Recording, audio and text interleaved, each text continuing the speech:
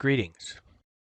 In this tutorial, we explore how the use of a deposition time multiplier can help improve the efficiency of your simulation work. Just to explain the concept, imagine a situation where we have a build prepared in NetFab with 4 parts. In simulation, we have to decide whether to use all 4 geometries on the build plate or just one. Using all 4 would yield the most accurate results, as it would account for placement on the build plate and the spacing between parts. The disadvantage is a longer runtime with more nodes in the analysis. On the other hand, if we simulate just one part, we get faster but less accurate results.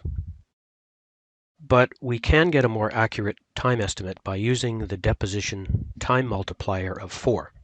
This will simulate building one part and multiply the recoder time by 4 to simulate building 4 copies of the same part. To set this up, we first open a TIVUS file.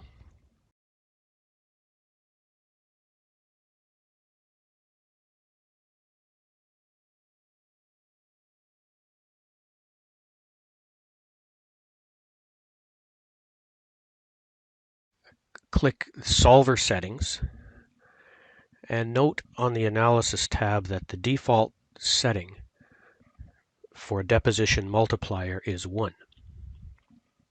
Let's try going with that. So we'll just click OK and then Solve.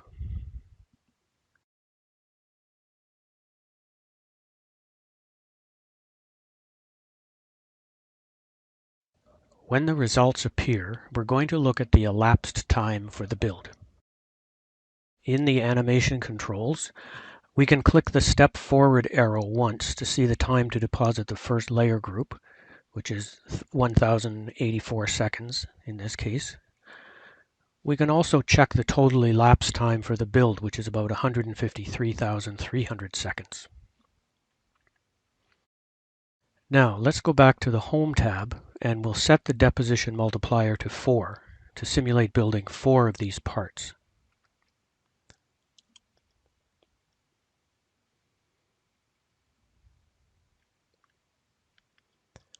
Then click Solve and confirm that we want to override the previous results.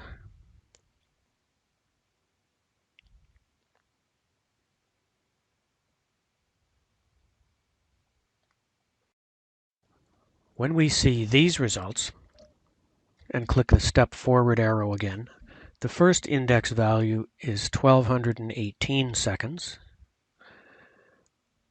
and the total build time is closer to 154,000 seconds. So this accounts not only for the building of more parts, but also some cooling time between layers. To summarize what we've just done, we demonstrated how the deposition time multiplier works, and we compared the effect of 2 different deposition time multiplier settings on total process timing.